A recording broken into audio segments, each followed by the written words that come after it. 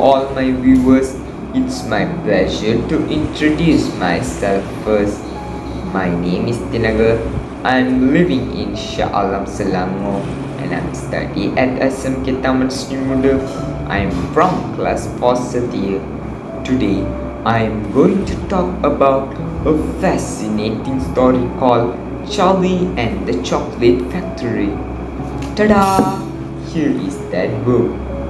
Before we move on to the story, I would like to talk about the author of this book, Roald Dahl.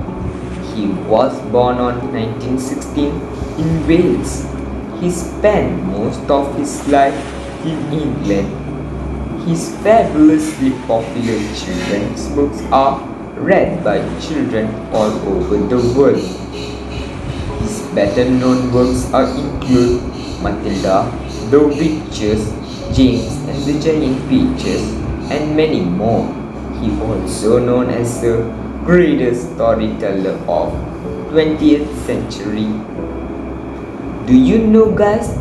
The story was originally inspired by Roald Dahl's experience of chocolate companies during his school days at Repton School.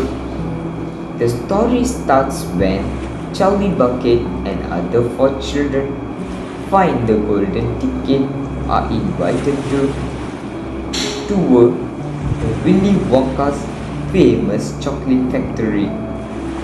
During the tour, the 4 children ripped by the consequences of their negative traits.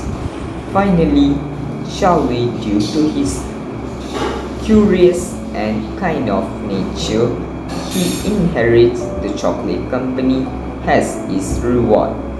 The moral of the story is we all face our consequences of our action, whether it's good or bad. This edition of book was published in 2016 by Penguin Random House, UK. It has 179 pages. Have you guys seen this story on screen? Yes, the story was filmed by Tim Burton. The actors are Johnny Depp as Willy Wonka, Freddie Highmore as Charlie Bucket.